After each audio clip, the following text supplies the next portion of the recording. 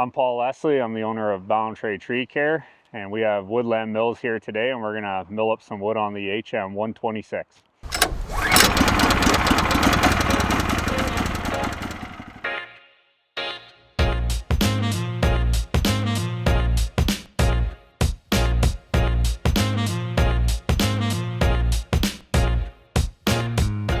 I blew up a snowmobile, and I fixed it and sold it and bought a sawmill. Funny as that sounds. Yeah, I bought it simply for hobby reasons, and now we're using it on a more commercial scale, I'd say. I should have bought a bigger one probably, but it is what it is.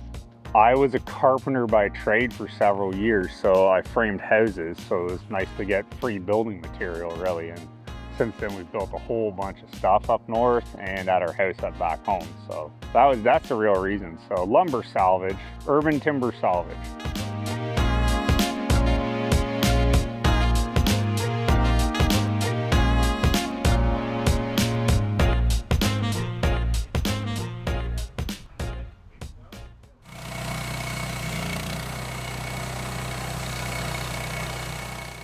Being in the arboriculture industry, we got a lot of lumber, obviously from removals and stuff, and it was always going to firewood or waste wood. So it was a shame to see that happen. Usually the wood might not be so good due to disease or tree death, but sometimes certain woods, hold their value even if they're dead. But if it's salvageable, then we'll take it, store it, and then try to mill it as quick as possible depending on the species. This is oak that's going to be used for the back of a float trailer for heavy equipment, and this would be a colleague that we do work with, another construction company. It came from a lot clearing job, so they had to remove the trees to build a house basically, and so it was like either the guy wanted nothing to do with the wood, he just wanted it out of its life, and had to go somewhere. So a lot of it came here, and then another guy who helped us do it, he took a ton of it too.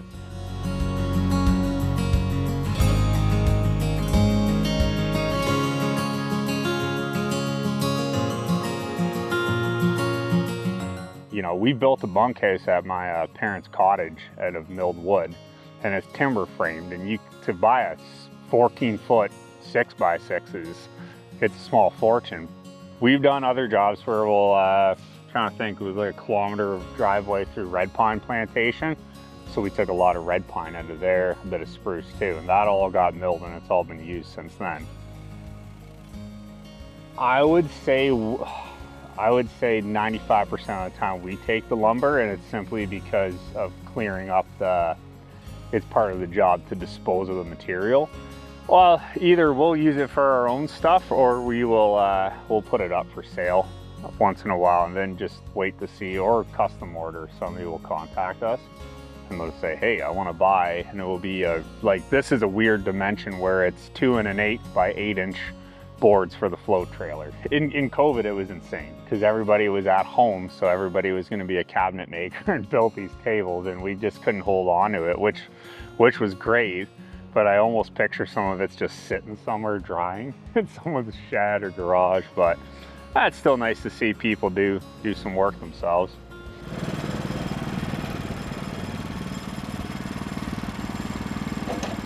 We worked for a guy, and he's got probably 20 acres, I'm not too sure. And he was building an ice rink for his kids, and it was a serious ice rink. Like, it had a chiller system and everything, and he had to remove a whole bunch of spruce trees to get space to build it. And he kept the logs, and we went back and brought the mill there and milled everything.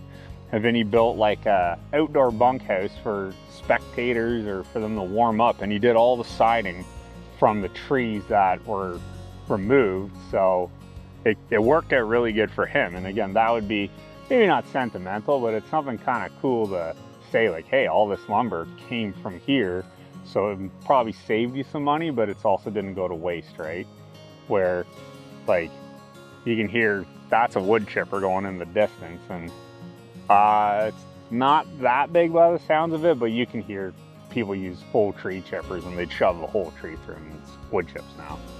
So it's kind of a shame to see it go, but Your expert tree ear can hear a wood chipper at 1,000 yards away. I can, because I can hear whether or not it's working properly or if the blades are dull. Could you tell us what the species of wood is? No, not that good.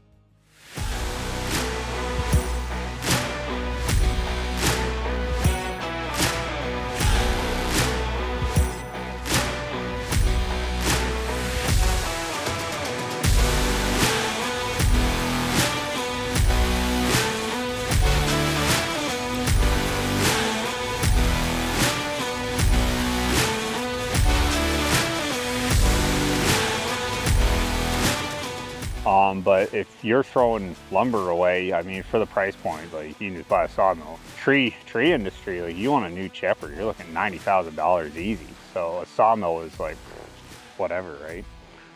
Not expensive. And customer service at Woodland Mills is phenomenal. That's it. I mean, if I got contacted by some other people and said we want to interview, I'd be like, oh, I'm way too busy, but I gladly will, just because of the, you know, Woodland's amazing with it. So it's a lot of fun. It's, you know, I don't know why. I guess everything's electric nowadays and virtual, so to actually physically create something, we spend the majority of our job removing trees and just seeing them disappear, where we actually get to, like, get a product out of it. So it's satisfying, you know. It's pretty cool too to, like, you know, family, friends, colleagues look at it and like, wow, look what you did. And it's not as hard as you'd think, but you don't tell them that, right? So.